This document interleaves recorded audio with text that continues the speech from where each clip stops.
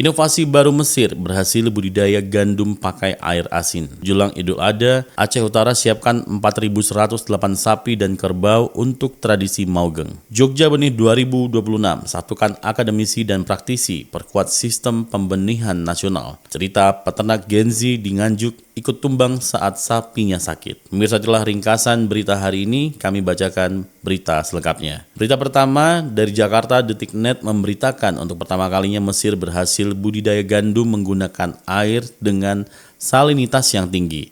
Pencapaian ini dilaporkan oleh perusahaan pengembangan pedesaan Mesir Baru sebagai bagian dari pelaksanaan dan pengelolaan proyek pembangunan nasional seluas 1, juta fedan atau sekitar 630.000 hektar. Percobaan tersebut dilakukan bersama Pusat Penelitian Gurun atau DRC dari Kementerian Pertanian dan Reklamasi Lahan di daerah El Mogra yang menggunakan teknik pertanian modern. Eksperimen ini melibatkan penanaman 3 varietas gandum tahan garam. Air yang digunakan untuk irigasi memiliki tingkat salinitas sekitar 8.000 ppm. Hasil penelitiannya menunjukkan persentase benih tumbuh cukup tinggi, lalu ketahanan terhadap garam meningkat dan potensi hasil panen menjadi lebih banyak. Biji-bijian yang dipanen pun juga memenuhi standar kualitas yang telah ditetapkan. Perusahaan pengembangan pedesaan Mesir Baru memperkirakan hasil panen akan meningkat lagi bila penerapannya lebih luas disertai teknik pertanian modern yang telah disempurnakan. Dari hasil penelitian ini turut menyoroti potensi perluasan pertanian ke wilayah yang lebih menantang seperti tanah tandus, berbatu hingga akses airnya terbatas.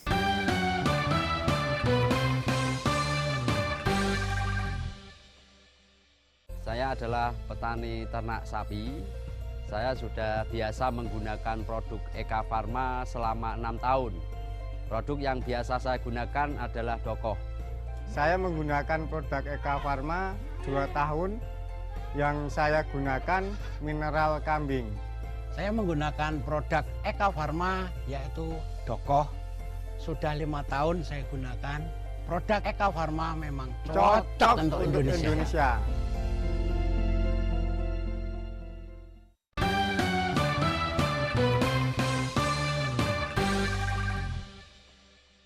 Berita selanjutnya dari Loksukon Aceh, Kompas.com memberitakan pemerintah Kabupaten Aceh Utara, Provinsi Aceh menyediakan 2.249 sapi jantan untuk kebutuhan Maugeng, Idul Adha, dan Kurban tahun ini.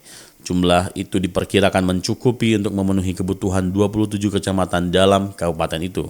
Kepala Bidang Kesehatan Hewan dan Kesehatan Masyarakat Veteriner, Dinas Perkebunan, Peternakan, dan Kesehatan Hewan Kabupaten Aceh Utara, Cut Teti Udiati kepada Kompas.com, Selasa 12 Mei 2026, selain sapi jantan tersedia 642 sapi betina produktif, 362 sapi Australia, 630 kerbau jantan, 225 kerbau betina tidak produktif. Kami memperkirakan stoknya mencukupi, apalagi informasi yang kita terima dari peternak sapi di Aceh Utara, daya beli agak menurun kali ini, sehingga kita prediksi stoknya mencukupi, ujarnya. Harga dan pasokan bahan baku hantui industri tekstil. Seluruh sapi itu hasil peternakan lokal di Kabupaten Aceh Utara. Namun jika ada bantuan Presiden RI Prabowo Subianto untuk penyintas banjir di Aceh Utara, diperkirakan seluruh sapi itu akan laku terjual. Diperkirakan harga jual sebesar Rp180.000 per kilogram. Kalau dari 2 Maugeng terakhir, Presiden RI Prabowo memberikan bantuan daging Maugeng untuk penyintas banjir. Kalau kali ini ada lagi, itu akan sangat menolong daya beli dan pasti seluruh sapi akan laku, sambung Teti. Kami pastikan semua sapi itu sehat dan layak konsumsi, ucapnya. Berita selanjutnya dari media sosial taniindonesia.com. Yogyakarta memberitakan Politeknik Pembangunan Pertanian Yogyakarta Magelang atau Polbangtan Yoma bekerja sama dengan Dinas Pertanian dan Ketahanan Pangan Daerah Istimewa Yogyakarta menggelar Forum Perbenihan Jogja Benih 2026 pada hari Kamis 7 Mei 2026 di ruang seminar Polbangtan Yoma Yogyakarta. Kegiatan ini menjadi wadah kolaborasi pemerintah, akademi, pelaku usaha benih, peneliti dan praktisi pertanian dalam memperkuat sistem perbenihan nasional menuju pertanian modern dan berdaya saing. Forum dihadiri berbagai pemangku kepentingan, mulai dari Direktorat Perbenihan Tanaman Pangan Kementerian Pertanian, perguruan tinggi, lembaga riset, perusahaan benih, hingga komunitas perbenihan di DIY dan sekitarnya. Direktur Polbangtan Yoma R. Hermawan mengatakan pengembangan sumber daya manusia pertanian khususnya di bidang perbenihan harus mampu mengikuti perkembangan teknologi dan kebutuhan industri pertanian modern. Perbenihan menjadi sektor strategis dalam mendukung swasembada pangan nasional. Karena itu, Pelbangtan Yoma terus berupaya mencetak SDM pertanian yang profesional, adaptif terhadap teknologi, dan memiliki jiwa agripreneur.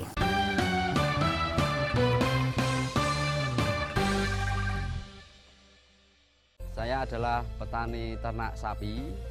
Saya sudah biasa menggunakan produk Eka Farma selama 6 tahun. Produk yang biasa saya gunakan adalah Dokoh.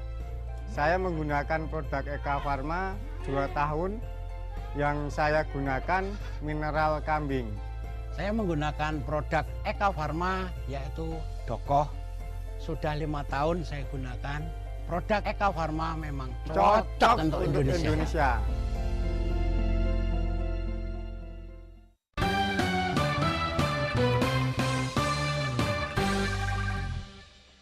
Berita selanjutnya dari Nganjuk, Jawa Timur, Detik.com memberitakan sebuah kompleks bangunan peternakan sapi yang cukup luas berdiri di tengah-tengah area persawahan di Desa Sukorjo, Kecamatan Loceret, Kabupaten Nganjuk.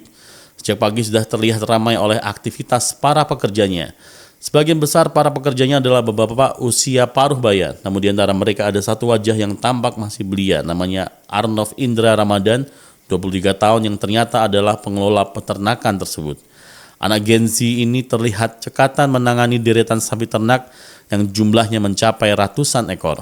Memakai sepatu boots dan topi lebar ala koboi, pemuda itu bergerak lincah memeriksa satu persatu kondisi ternaknya. Usaha ternak sapi pedaging itu dirintis oleh ayahnya, Ahmad Mursyid. Arnov sejak masih bersekolah sudah sering membantu hingga kini menjadi pekerjaan utamanya. Ketertarikannya sederhana. Arnov mengaku senang melihat sapi. Dari kesenangan itu ia mulai belajar langsung dari sang ayah. Arnov tidak memiliki latar belakang pendidikan formal di bidang peternakan. Karena setiap hari melihat sapi, Arnov seperti merasakan ikatan emosional. Ia bahkan mengaku sedih dan badannya tumbang ketika mengetahui ada ternaknya yang sakit. Pemirsa, itulah Agro News hari ini. Sampai jumpa.